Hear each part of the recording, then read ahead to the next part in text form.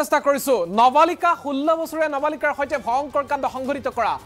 ধন গগৈক এতিয়া শাস্তি প্ৰদান কৰিছে আদালতৰ তৰফৰ পৰা 30 বছৰৰ সশ্ৰম কাৰাদণ্ড বিহা হ'ব লম্পট ধন গগৈক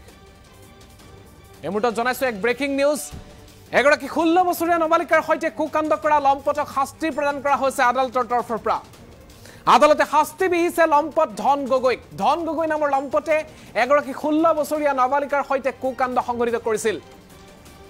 এদিন দুদিন নহয় প্ৰায় কেইবাটা দিন ধৰি নিৰ্যাতনৰ বলি হ'ব লগা হৈছিল 16 বছৰীয়া নবালিকা গৰাকী আৰু সেই নবালিকা গৰাকী এতিয়া যি তদন্ত প্ৰক্ৰিয়া সেই তদন্ত প্ৰক্ৰিয়াৰ পিছত এতিয়া ৰায় লাভ কৰিছে 16 বছৰীয়া এগৰাকী নবালিকাক ধৰ্ষণ কাণ্ডৰ দৰে ভয়ংকৰ কাণ্ড সংঘটিত কৰিছিল ধেমাজিত নবালিকা ধৰ্ষণকাৰীক 30 বছৰ কাৰাদণ্ড বিহা হৈছে ধন গগৈ নামৰ এক লম্পটে সংঘটিত কৰিছিল এই ভয়ংকৰ কাণ্ড 30 বছৰ সশ্ৰম কাৰাদণ্ডৰে দণ্ডিত হৈছে অভিযুক্ত ধন গগৈ ধেমাজি জিলা ন্যায়িক দণ্ডাধীশ কৌশিক হাজৰিকাৰ এই দণ্ডাজ্ঞা দেখিবলৈ পোৱা গৈছে ৰায় প্ৰদান কৰা হৈছে আদালতৰ তৰফৰ পৰা আদালতত চৰকাৰী পক্ষৰ হৈ অৰ্থাৎ সেই লম্পটৰ বিৰুদ্ধে যুক্তি আগবঢ়াইছিল আৰু এনেদৰে শাস্তি প্ৰদান কৰা হৈছে এক লম্পটক 30 বছৰ সশ্ৰম কাৰাদণ্ড বিহা হৈছে এগৰাকী নবালিকাৰ সৈতে ভয়ংকৰ কাণ্ড সংঘটিত কৰা ধন গগৈক ধেমাজি জিলা ন্যায়িক দণ্ডাধীশ কৌশিক হাজৰিকাই এই ৰায় প্ৰদান কৰিছে বিচাৰপীঠৰ এই ৰায় আৰু এই ৰায়ৰ পিছতেই এতিয়া যি ধৰণৰ ভয়ংকৰ কাণ্ড সংঘটিত হৈছিল সেই কাণ্ডৰ যেন এক সুফল লাভ কৰিছে ন্যায় লাভ কৰিছে সেই ভুক্তভোগী যুৱতীগৰাকীয়ে এই মুহূৰ্তত দৃশ্যাংশ দেখিছে এই হৈছে সেই লম্পটটো ধন গগৈ নামৰ লম্পটটোৱে কেইবাটা দিন ধৰি এগৰাকী 16 বছৰীয়া নবালিকাৰ সৈতে ভয়ংকৰ কাণ্ড সংঘটিত কৰি আছিল ধৰ্ষণৰ দৰে ভয়ংকৰ কাণ্ড সংঘটিত কৰা এই লম্পটটোক এতিয়া 30 বছৰৰ সশ্ৰম কাৰাদণ্ড বিহা হৈছে জিলা ন্যায়িক আদালত আৰু কাৰ্যালয়ৰ তৰফৰ পৰা অৰ্থাৎ মুখ্য ন্যায়িক দণ্ডাধীশ আদালতৰ তৰফৰ পৰা এই ৰায় প্ৰদান কৰা হৈছে ৰায় প্ৰদান কৰিছে কৌশিক হাজৰিকাৰ বিচাৰপীঠে আৰু এই ৰায়ক লৈ এতিয়া এক প্ৰকাৰ ভুক্তভোগী যুৱতীগৰাকীয়ে ন্যায় লাভ কৰা পৰিলক্ষিত হৈছে 30 বছৰৰ সশ্ৰম কাৰাদণ্ড বিহা হৈছে লম্পট ধন গগৈক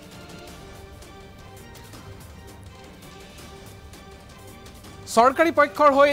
অৰ্থাৎ এই ধন গগৈৰ বিপৰীতে যুৱতীগৰাকীৰ হৈ আদালতৰ পক্ষত আদালতত চৰকাৰী পক্ষৰ হৈ যুক্তি আগবঢ়াইছিল অধিবক্তা অজয় ফুগলাই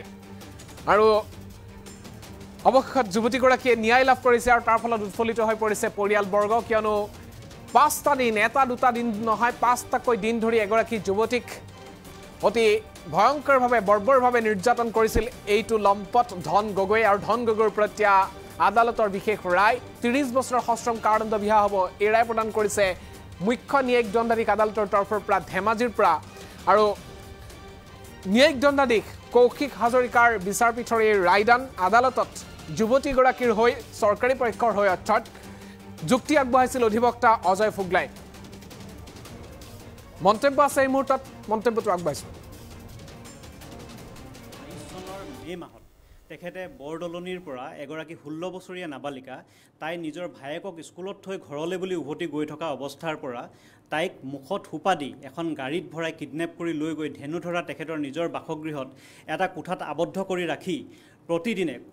5 দিন তাইক প্ৰতিদিনে ধৰ্ষণ কৰিলে তাইক প্ৰতিদিনে মাৰপিট কৰিলে আৰু তাইক ভাবুকি দিয়া হ'ল যে যদিহে তাই পলাবলৈ চেষ্টা কৰে তেতিয়াহ'লে তাইক হত্যা কৰি পেলাই দিয়া হ'ব আৰু পিছত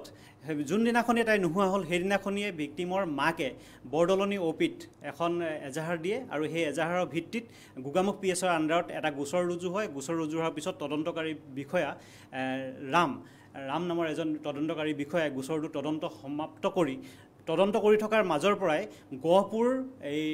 ধন গগৈৰ ঘৰৰ পৰা ভিক্টিমগৰাকীক উদ্ধাৰ কৰি আনে আৰু তদন্ত সমাপ্ত কৰি চাৰ্জশ্বিট দিয়ে চাৰ্জশ্বিট দিয়াৰ পিছত আজি অনাৰেবল ডিষ্ট্ৰিক্ট এণ্ড ছেছন জাজ এজ স্পেচিয়েল জাজ কৌশিক হাজৰিকা ডাঙৰীয়াই আজি গোচৰটোৰ ৰায়দান কৰে ৰায়দানত তেখেতক ভাৰতীয় দণ্ডবিধি আইনৰ 366 ধাৰা আৰু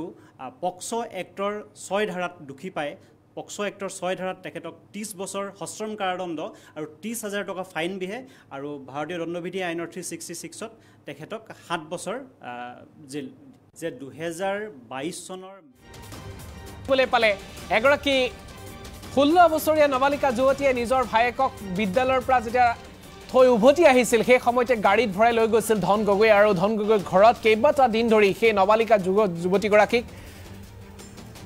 ধৰ্ষণ কাণ্ডৰ দৰে ভয়ংকৰ কাণ্ড সংঘটিত কৰিছিল আৰু এয়া সমগ্ৰ ঘটনা পোহৰলৈ আহিছিল পৰিয়ালবৰ্গই সেই যুৱতীগৰাকীৰ হৈ আদালতৰ পক্ষত যুঁজিছিল চৰকাৰী পক্ষৰ হৈ যুৱতীগৰাকীৰ হৈ যুঁজিছিল অজয় ফুগলা নামৰ এগৰাকী অধিবক্তাই আৰু সমগ্ৰ ঘটনা সমগ্ৰ যি বিচাৰ প্ৰক্ৰিয়া সেই বিচাৰ প্ৰক্ৰিয়াৰ অন্তত এতিয়া